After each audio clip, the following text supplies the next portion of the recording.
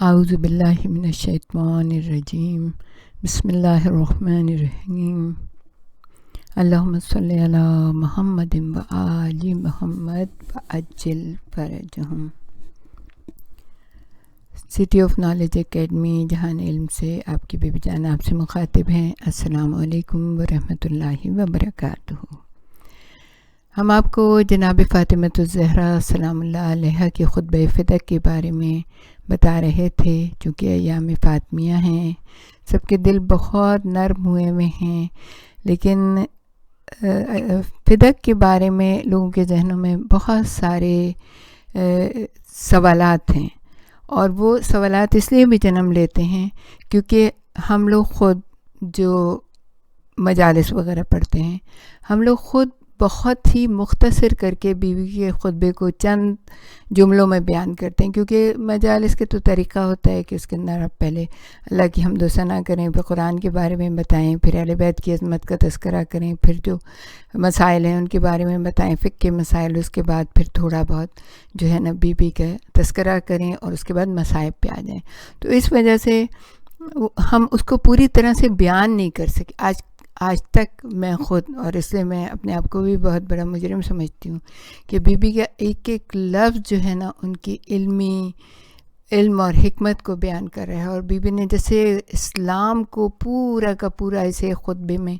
سمو دیا ہے۔ اور اگر یہ خطبہ پورا کا پورا ہم لوگوں کے سامنے پیش کریں تو بہت ساری چیزیں جو ہے نا ان کی سمجھ میں آ جائیں، بہت سارے سوالات جو ان کے ذہن میں اٹھتے ہیں اس کے جوابات ان کو مل جائیں۔ تو اس لیے ہم نے سوچا، اس لیے ہم یہ چاہتے ہیں کہ آپ ہماری ہر ویڈیو کو دیکھیں، اور 6-7 ویڈیو ہوں گی یقیناً، سے زیادہ یا 10 ہوں گی، لیکن اگر آپ اس کو سنیں گے تو یقیناً جو ہے نا بہت ساری چیزیں آپ کے سامنے واضح ہو جائیں گی، اور لوگوں کو یہ پتہ چل جائے گا کہ ہوا کیا ہے اصل میں۔ تو اب ہم آپ کو یہ بتائیں گے کہ بی بی خطبے کے اس واقعے کے اوپر پہنچیں، اس وقت پہ پہنچیں کہ جب بی بی نے یہ بتایا کہ حضرت صلی اللہ علیہ وآلہ وسلم، ان پہ تمام درود و سلام ہو اللہ کا، اس کے فرشتوں کا اور تمام مومنین کا، کہ ان کے بعد، ان کی وفات کے بعد رونما ہونے والے کیا واقعات تھے اور کیا ہوا اصل میں جناب رسول خدا کی وفات کے بعد۔ تو بی بی کے جو متن ہے اس کا پہلا جملہ آپ کے سامنے پیش کرتے ہیں۔ اعوذ باللہ من الشیطان الرجیم بسم اللہ الرحمن الرحیم فلما اختار اللہ لنبیہ صلی اللہ علیہ وآلہ وسلم دار انبیائہ وما اسفیائہ، کہا کہ جب خداوند عالم نے پیغمبروں کی رہائش گاہ کو اپنے پیغمبر صلی اللہ علیہ وآلہ وسلم کے لیے منتخب کیا تو منتخب شدہ افراد کی جگہ کو پیغمبر کے لیے پسند فرمایا، یعنی اللہ تعالیٰ کے منتخب جو بندے تھے ان کی رہائش گاہ، ان میں سے بھی جو منتخب تھے اس جگہ کو پروردگار عالم نے پسند فرمایا۔ بی بی کہتی ہیں، جیسے ہی پیغمبر اس دنیا سے اٹھے، ناگہاں لوگوں کے دلوں میں پوشیدہ کینہ اور نفاق تم سب کے درمیان ظاہر ہو گیا، دین کی نقاب کو الٹ دیا گیا، گمراہ افراد بولنے لگے، گمنام افراد سر بلند کرنے لگے، باطل کے نعرے بلند ہوئے، اور معاشرے میں سازشیں شروع ہو گئیں۔ شیطان نے اپنی بھٹ سے سر باہر نکالا، تم کو اپنی طرف بلایا تو تم نے اپنی دعوت اس نے اپنی دعوت اور اپنے فریب کا تمہیں منتظر پایا، پھر اس نے تم کو قیام کی دعوت دی، تم کو حرکت کے لیے آمادہ پایا، تمہارے دلوں میں انتقام اور غصے کی آگ بھڑکا دی، غصے کے آثار تمہارے چہروں سے نمایاں ہو گئے۔ یہی وجہ ہے کہ تم نے اپنے اونٹ کے علاوہ دوسرے پر نشان لگایا، اپنا گھاٹ جہاں سے تم پانی پی سکتے تھے اس کے علاوہ دوسرے کے گھاٹ میں داخل ہو گئے۔ اب یہ تماثیل ہیں عربی کی جو بی بی نے استعمال کیے، ان کو وہ لوگ سمجھتے تھے۔ اس چیز کو تلاش کرنے لگے جو تمہاری نہیں تھی، اور نہ اس میں تمہارا کوئی حق تھا۔ آخر کار تم نے حکومت پر غاصبانہ قبضہ کر لیا۔ ابھی پیغمبر اکرم صلی اللہ علیہ وآلہ وسلم کے انتقال کو زیادہ دن نہیں گزرے تھے، ہماری مصیبت تازہ تھی، ہمارے زخم ہرے تھے، اور ابھی تو پیغمبر اکرم صلی اللہ علیہ وآلہ وسلم کو دفن بھی نہ کیا گیا تھا۔ تم نے یہ بہانہ تلاش کیا کہ کہیں فتنہ نہ برپا ہو جائے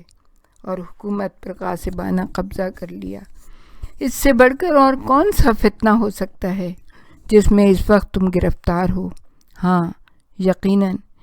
بی بی نے ایک آیت کو کوٹ کیا قرآن کی، یقیناً دوزخ کافروں کا احاطہ کیے ہوئے۔ یہ کام تم سے کتنا بعید ہے، یعنی تم اس کام کرنے کے اہل ہی نہیں ہو۔ تم کیا کر رہے ہو؟ تم کدھر جا رہے ہو؟ جبکہ کتاب خدا تمہارے درمیان موجود ہے، اس کی ساری چیزیں پرنور ہیں، یعنی کہ اگر نبی اٹھ گئے تو کیا ہوا، کتاب خدا تو ہے، اس کے احکامات تو واضح ہیں، ساری نشانیاں اس کی روشن ہیں، اس کے سارے نواہی آشکار ہیں اور سارے اوامر واضح ہیں، یعنی امر و نہی سارا اس کے اندر، اللہ کے احکامات سارے موجود ہیں، لیکن تم نے اس کو پس پشت ڈال دیا ہے۔ کیا تم نے اس سے منہ موڑ لیا ہے یا اس کے علاوہ کسی اور چیز سے فیصلہ کر رہے ہو؟ بی بی نے سرد پڑی، افسوس، ستمگاروں نے قرآن کے بدلے کتنی خراب چیز اختیار کی ہے، اور جو بھی اسلام کے علاوہ کسی اور دین کو انتخاب کرے گا وہ اس سے ہرگز قبول نہ کیا جائے گا، اور وہ آخرت میں نقصان اٹھانے والوں میں ہوگا۔ بی بی قرآن کی آیتوں پہ آیتیں کوٹ کرتی رہی ہیں اس میں، یعنی اپنی طرف سے تو فاطمہ زہرا کچھ کہنا ہی نہیں چاہتی ہیں، جو کچھ قرآن کی آیات ہیں اسی سے گفتگو کر رہی ہیں۔ اب اس کو تھوڑے سے تشریح آپ کے سامنے پیش کریں گے کہ کون سے منحرف راستوں کے بارے میں کہ امت شیطان کے بہکاوے میں آ کے یا منافقین کے بہکاوے میں آ کے جو مولائے کائنات کی وجہ سے ڈر کے چھپے ہوئے تھے یا رسول کی وجہ سے چھپے ہوئے تھے، وہ ایک دم نکل کے باہر آ گئے اور فتنہ و فساد پھیلانے لگے، اپنے ساتھ لوگوں کو ملا لیا، اور لوگ بھی منہ اٹھائے آنکھیں بند کیے اس طرف چلے گئے۔ خاتون کائنات حضرت فاطمہ زہرا نے اس باب میں زمانے جاہلیت کے باقی ماندہ منافقین کے گروہوں کی طرف اشارہ کیا، جن کے لیے پیغمبر اکرم صلی اللہ علیہ وآلہ وسلم کی زندگی میں عرصہ حیات تنگ ہو گیا تھا، جو اپنے آپ میں گم ہو گئے تھے، اپنے دلوں میں پوشیدہ ہو گئے تھے، لیکن نبی کریم صلی اللہ علیہ وآلہ وسلم کی رحلت کے فوراً بعد ہی یہ حشرات الارض اپنے بلوں سے باہر نکلنے لگے۔ وہ چمگادڑیں جو آفتاب رسالت کی چمک دمک سے خود نمائی کی طاقت نہیں رکھتی تھیں، تاریکیوں میں چھپی بیٹھی تھیں، وہ باہر نکلنے لگیں۔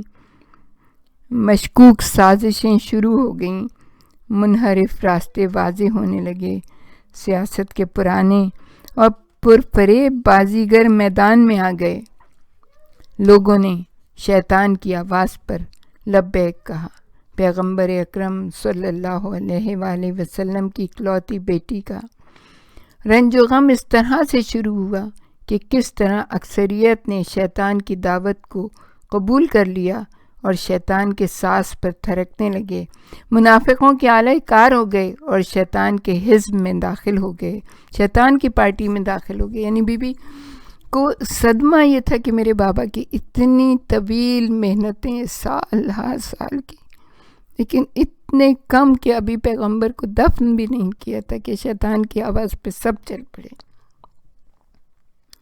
اور بی بی کہتی ہیں جبکہ ابھی پیغمبر اکرم صلی اللہ علیہ وآلہ وسلم کے غسل کا پانی بھی خشک نہیں ہوا تھا، ان کے مؤذن کی آواز سے کان آشنا تھے، ان کی تکبیر سے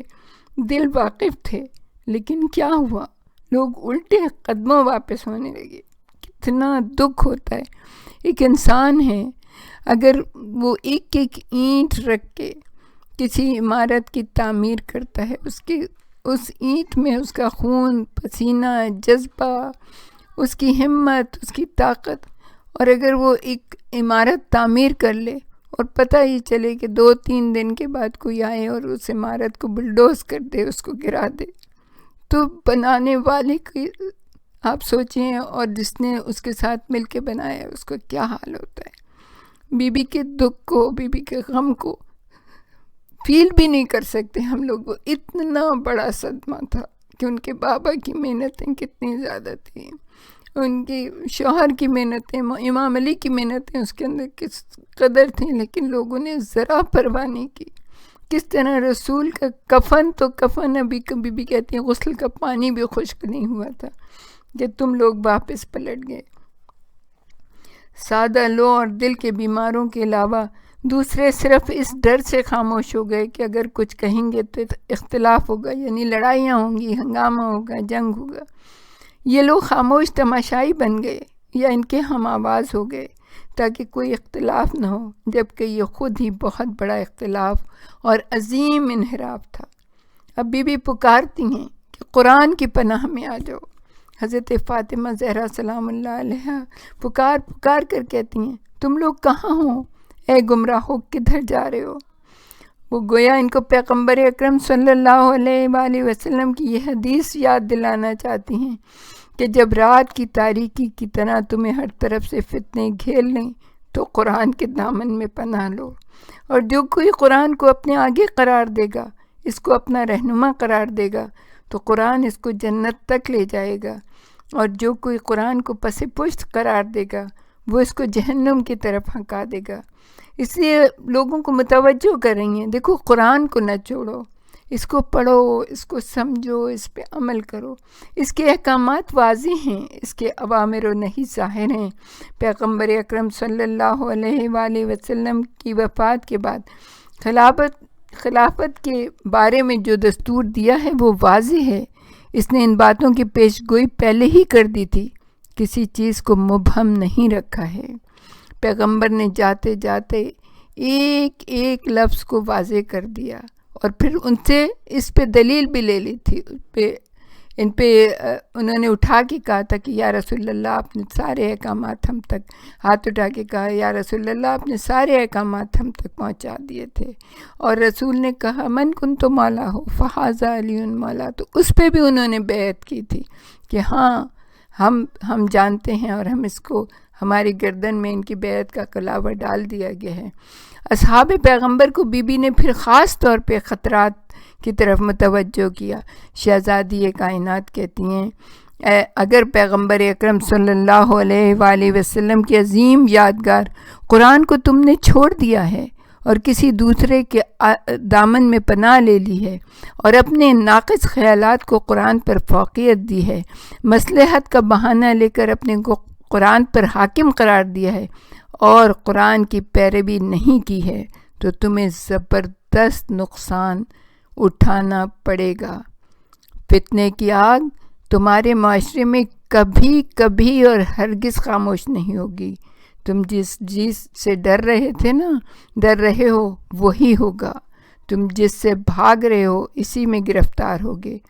تو اسلام تمہارے درمیان سے رخصت ہو جائے گا، پھر تو بس ظاہر ہی ظاہر رہ جائے گا، اندر کچھ بھی نہ ہوگا، بس خلا ہی خلا ہوگا۔ وآخر دعوانا ان الحمد للہ رب العالمین۔ ہمارے ساتھ ہی رہیے گا، ہم اس کے بدک کے کچھ حصے اور آپ کے سامنے پیش کریں گے۔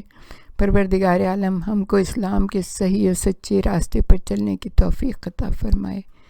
ربنا تقبل منا انک انت السمیع العلیم وتب علینا انک انت التواب الرحیم۔